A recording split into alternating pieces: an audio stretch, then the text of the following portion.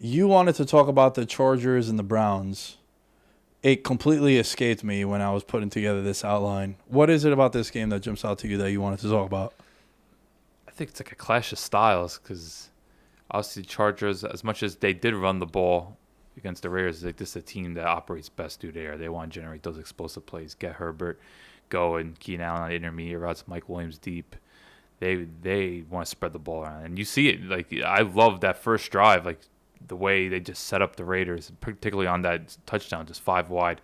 I forgot who actually scored a touchdown. I think it was like their backup tight end, but they know how to stretch defenses. While with the Browns, it's like they clearly have to run the ball because Baker Mayfield against a Brandon Staley defense, it's concerning. And I think Kevin Stefanski is a very underrated play caller. I always love what he does, but for some reason, like you saw in the Vikings game, they get very weird in the red zone. Like they got twice stopped on fourth down, and if it wasn't for the pretty much the Browns pass rush and just their overall secondary play, like they would have lost that game last week. But their defense came to play. But Chargers are a whole other level offensively, and they're like a true juggernaut. So I like the fact that this game, two real clash of styles and two defenses I think are really emerging as top 10 units.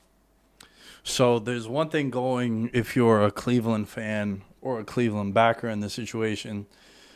You can run on the Chargers.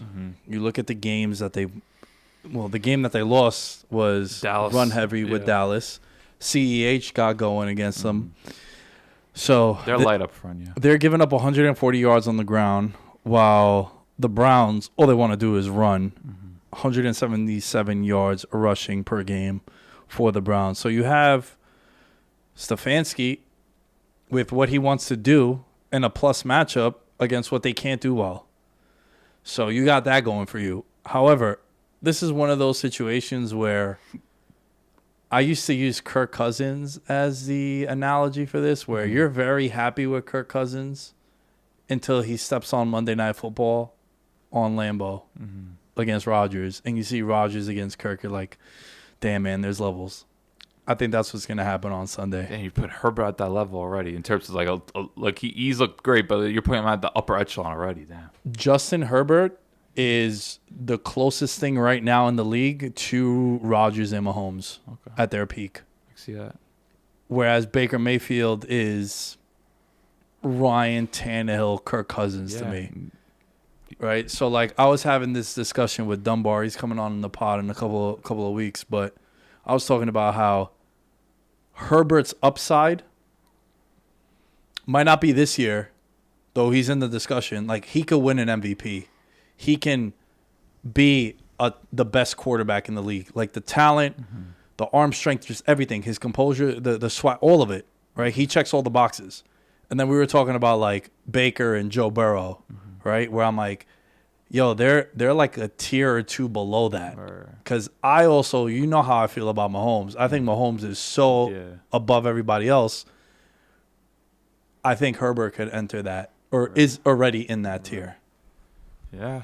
No, he's got the complete skill set. And this isn't even like because I bet him to win MVP. No, like I'm talking about like this dude is a straight up just he's proven it so far. I love the way he uses his eyes. Like he was manipulating defenders just to create openings. Like it's just even though they sputtered a little bit in the second half, like Herbert pretty much played a complete game. And you mentioned it before. Keenan Allen had some drops.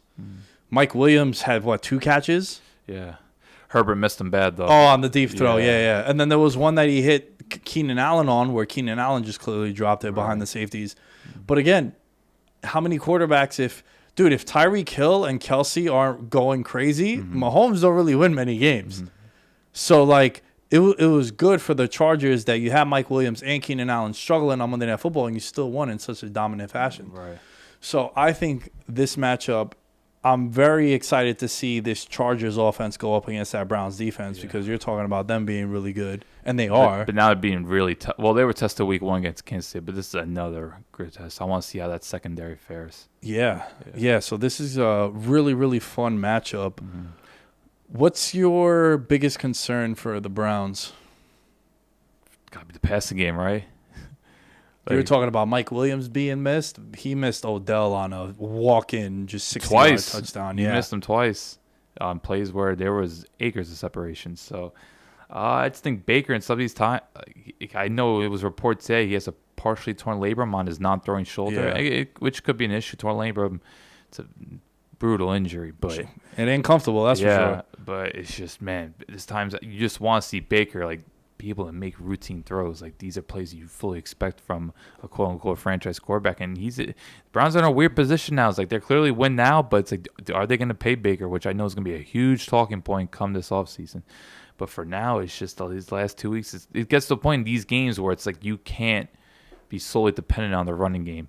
Like as well as he played against the Chiefs, look what happened in that final drive. Made a horrible decision, pretty much ruined the game. As well as he played, it gets to a point against these teams like Baker you can't turn over the ball, and when those big plays are there, you got to be able to take them, and that's what ultimately comes down to. Because we know Baker, he's great off play action, he can move well. He does have a legitimately good arm. Like the guy, he could put it in tight windows. It's just a matter of consistency for him, and he just has not been consistent. I think he misses Jarvis Landry. Oh yeah, just having him out there, just from a comfort level and. Just knowing that worst comes to worst, he always has that guy that he could check down to or go to in a big spot, because there just seems to be something off between him and Odell, and this goes back even to last year. So I'm really excited for this one. I'm glad that you mentioned it. I want to see – this is a kind of game where if you want to be taken seriously and you're the Chargers, you should go out there and get a win in this spot. You're at home. Also, you don't got to worry about that. It's a really tough opponent, though. I'm not going to put that much pressure on them. They lose this game, it's like, all right, well, back to the drawing board, but they're still in good shape. I think this is just a really good litmus test for two teams that will absolutely be playing in January.